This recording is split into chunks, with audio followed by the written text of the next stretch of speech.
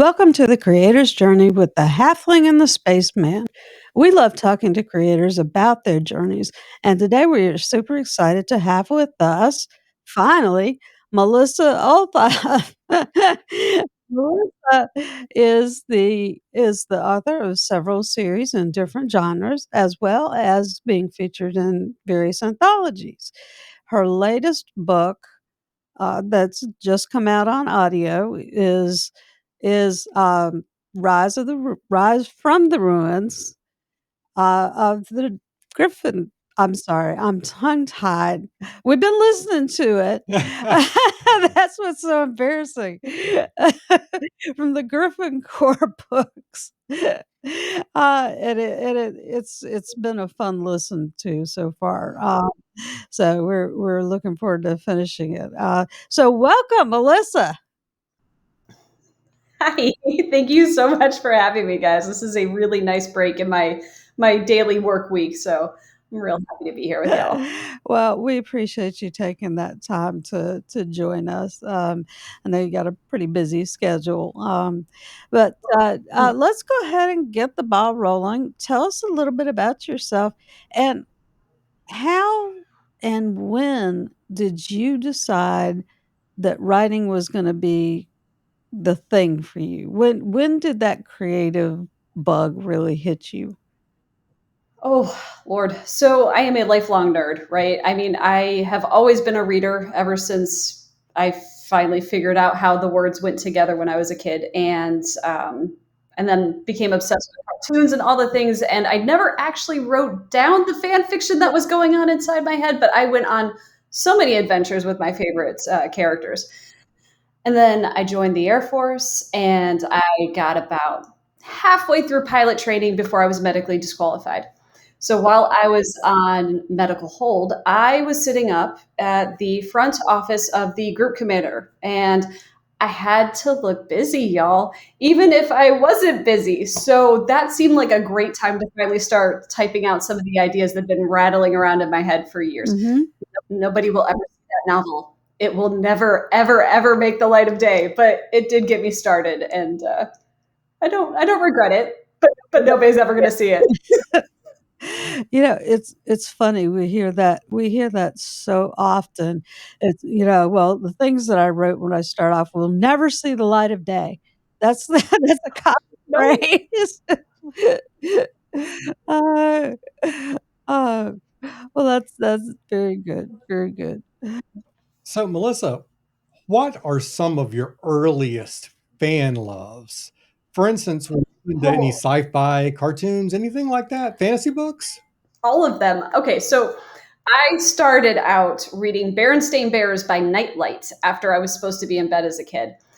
And then things progressed from there. I discovered Animorphs and Goosebumps and the Thoroughbred series, like all the young adult or like kid books that were chapter books. They were serialized. They had like plot and arcs that went together. It was amazing.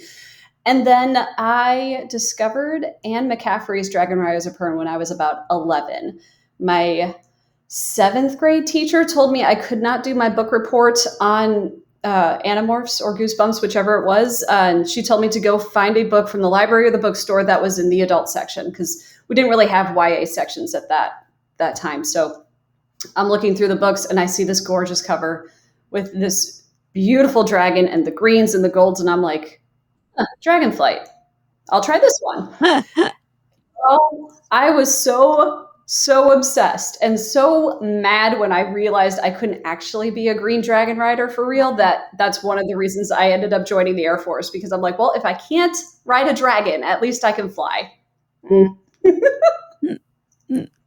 So no, I've been a sci-fi fan forever. I grew up watching Star Trek with my dad. We watched Stargate together, Star Wars, all of the things. Mhm. So typical nerd upbringing.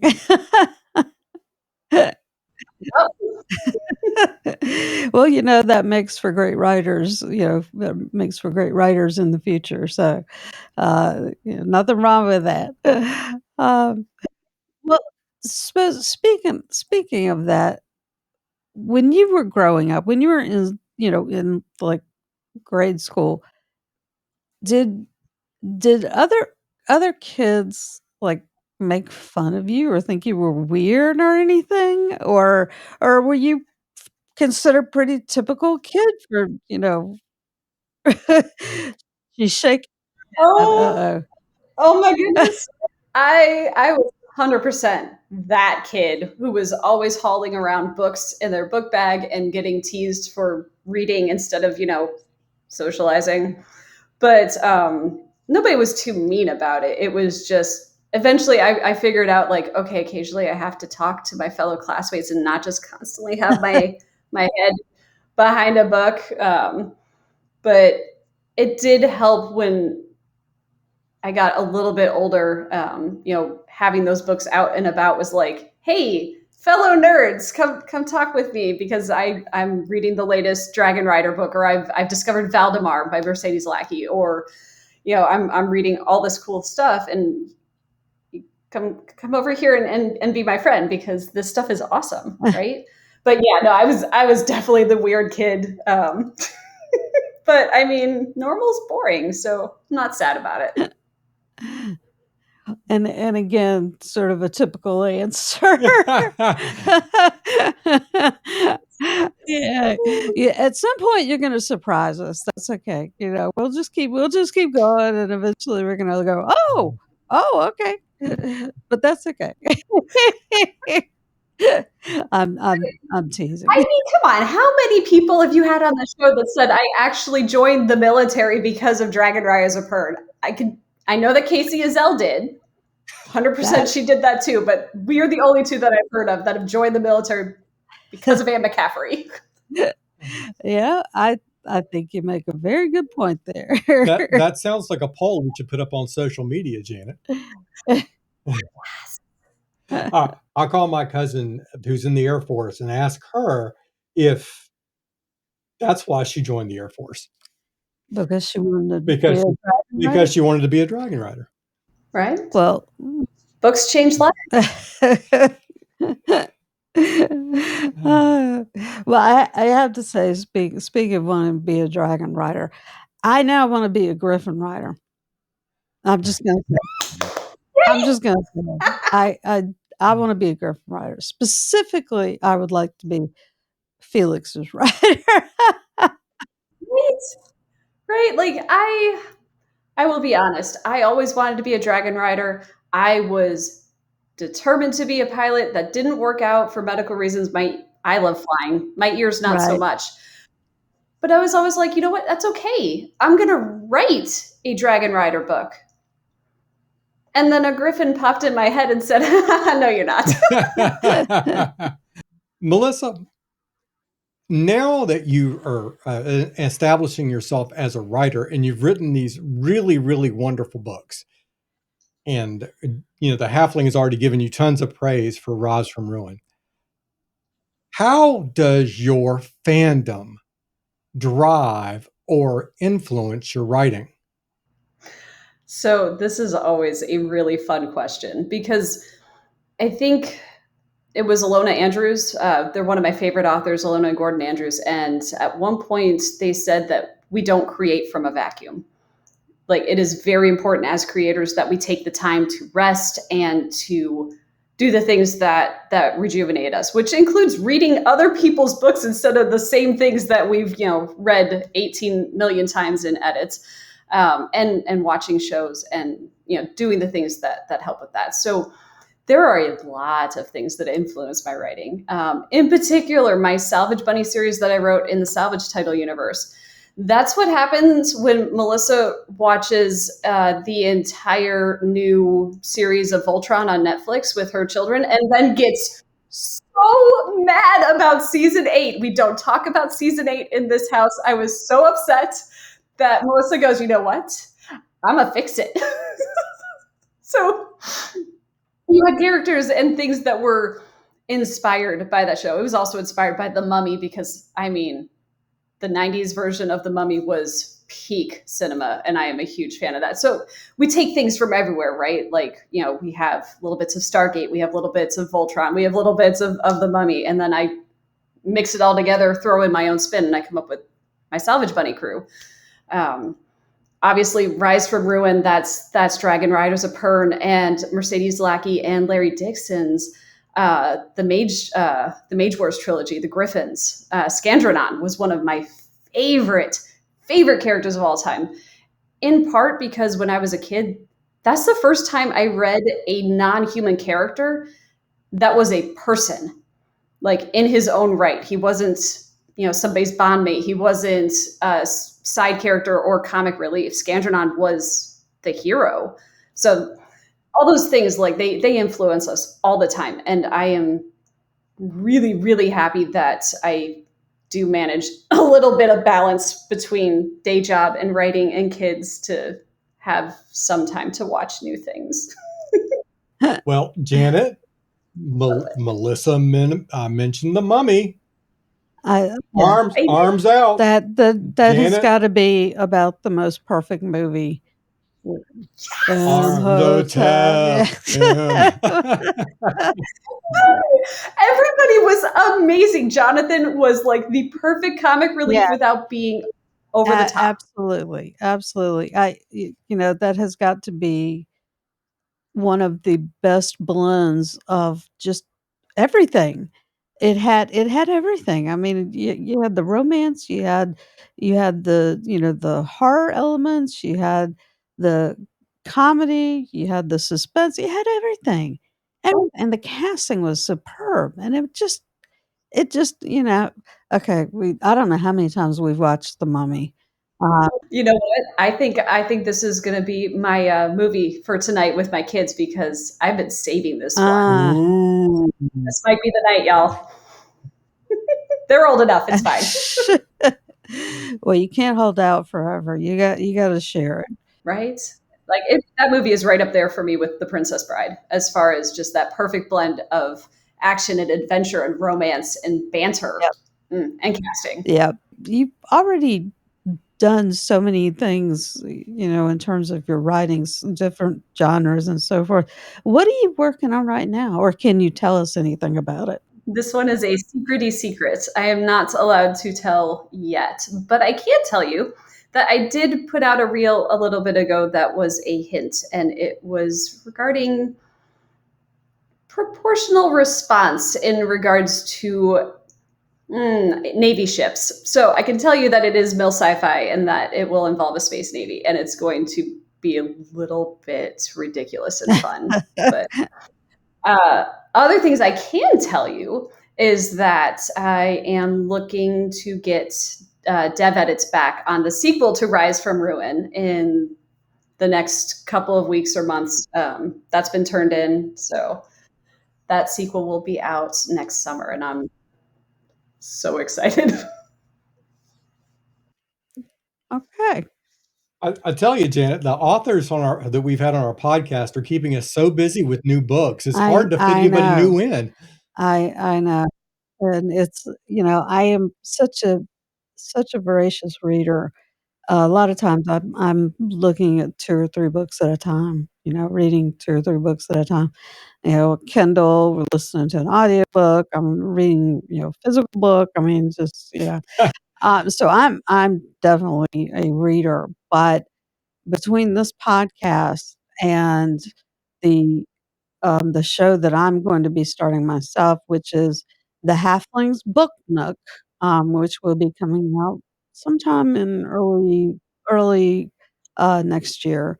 Is going to be sort of a book commentary channel, where I just introduce people to a particular book that I've read and enjoyed and talk about it. So that's keeping me in books, and just, I mean, it's given me a good excuse to read. I can always say that I'm being productive because I'm reading for the podcast, or I'm reading for that. So yeah, you're reading with purpose. Reading with purpose. That's right. But anyway, that gives me an idea. We need a T-shirt with a porpoise on it, and we could say we could call reading with porpoise the purpose porpoise. Oh my goodness! Oh, I love it. Yes, I have to make that happen now. you committed now. All right. You Purpose, porpoise, t-shirt. So, yep, yep, there it is. That's it. I love it. I love It's it. Uh, it's gonna be on the internet well streets. You kind of have to now. It's canon.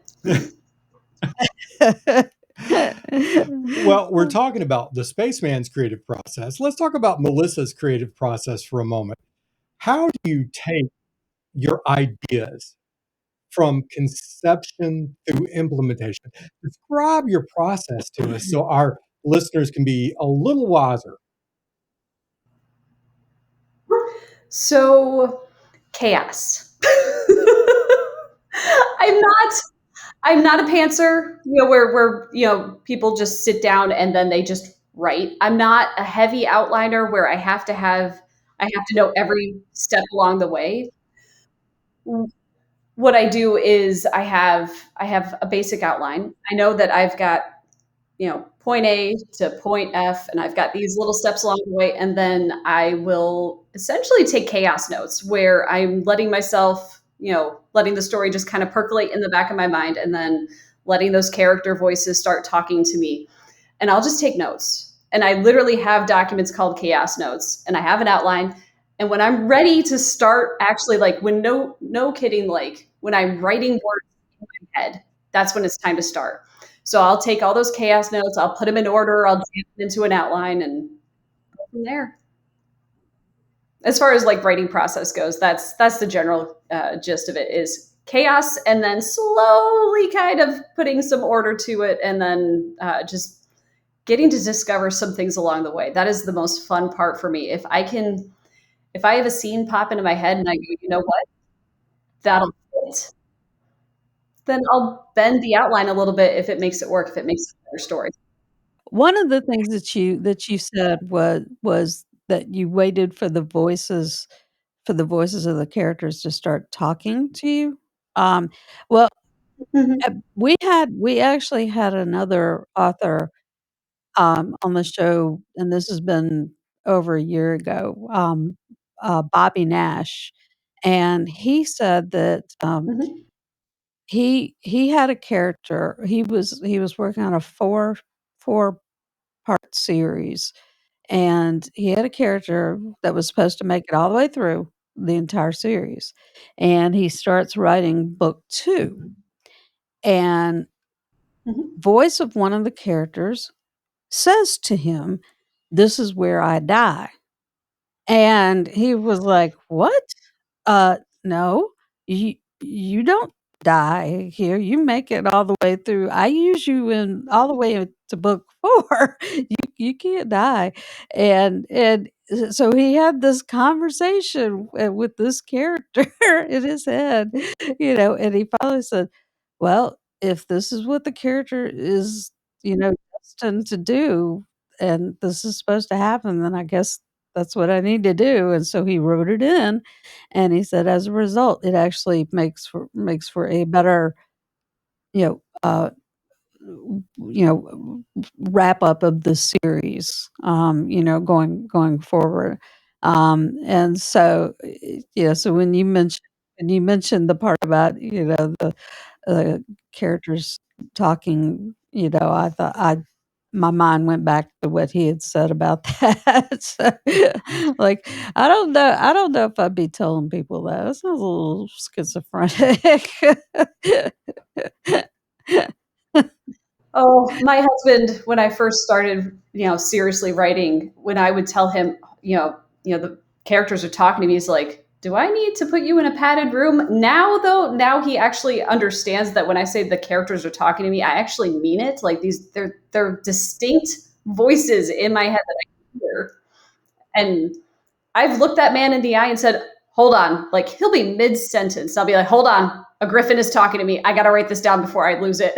And I will run to my laptop, take the notes I need to for the character dialogue, and then be like, "Okay, what were you saying, sweetheart? About dinner? Something about grocery shopping?" I don't remember.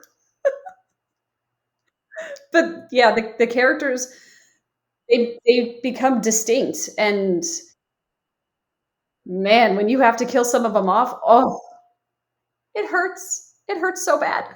Yeah. Yeah, he wasn't happy about it, but in the end, he said he thought it made for a better a better story. So, um, but switching gears for a minute, how did you prepare for the craft of writing? Did you take any classes, or are you part of any writers groups or anything like that? No, I didn't take any classes. I did, however, haunt Jim Butcher's writer's blog for quite a while. He had some really good advice on there. I had a few books that were more on the business side of writing, but a lot of it is just, it was something I was always good at. Like I never got anything less than an A, and all the way up through college with any papers I had to write. And I credit most of that to reading voraciously as a kid. My dad actually had like a line in his budget for books, which was an amazing support system right there, all on its own. And a lot of it now is just practice and finding that tribe, finding your writer friends who can give you feedback, and that kind of like, okay, this lovely, like Marisa and Casey, those two are my ride or die, like awesome people. And I'll be like, oh my God, they wrote this amazing thing. I got to catch up. I got to keep up with them. They're amazing. So it's that growth you get when you have like a good group of writers that you can bounce ideas off of and get feedback from, that you Mhm. value and trust. Yeah, Well, I don't know who invited us to join the Feral for Fantasy group on Facebook, but it has been a hoot. yeah. Lots of great information, and I'm glad you guys started it. Melissa, we have a couple of extra minutes, so I'm going to ask you something we don't normally ask these days. Can you pitch our listeners Rise from Ruin? Can you give us your pitch? Yes, I can. Oh, catching me off guard a little bit, but that's okay. So, um, life doesn't always give us what we want, y'all. Sometimes you can work your entire life for one goal. In Harper Tavers's case, that was being a dragon rider. She put everything she had into that dream. Sometimes we don't get what we want because sometimes our best friends are morons. Prank goes wrong, and you end up bonded to an utterly ridiculous, insanely brave griffin instead. So, short, tiny elevator pitch. Longer pitch, y'all. If you liked Dragon Rise of Per, and the Griffins of Valdemar, if you like Fourth Wing but want it to be just a little bit less smutty, no judgment because I love that stuff. But if you want something like that, Rise from Ruin is going to be exactly what you're looking for. And most importantly, tell people where they can find more about you and your books. So I have a website that I maintain myself with lots of unhealthy language, and it is melissaolthoff.com or .net. I have both. You can also find me on just about every social media site because that's how we have to do marketing these days. So you can find me spending an unhealthy amount of time on Facebook, X, or Twitter, whatever we're calling it, Instagram. I am on TikTok now. God help me. I'm figuring it all out. It's fine. You can find me in all those places, and all of my books are available at very least on Amazon. And Rise from Ruin is available wherever books are sold. All right. Awesome. We'll make sure we get that in the show notes. Yes, because we want people to find you in your books for sure. Uh, and as I said already, we are enjoying listening to Rise of the Ruins. So Yeah. it's been great fun, and I really do want to ride a griffin. I really do.